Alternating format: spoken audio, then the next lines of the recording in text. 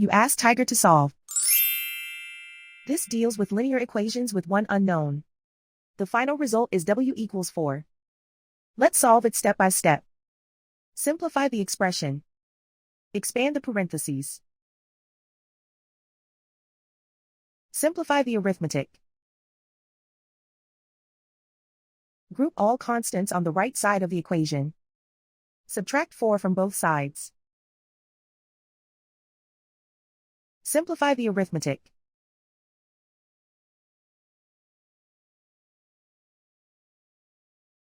Isolate the w.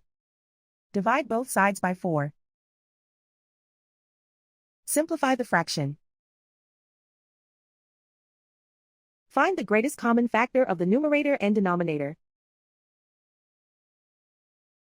Factor out and cancel the greatest common factor. And so the final result is w=4.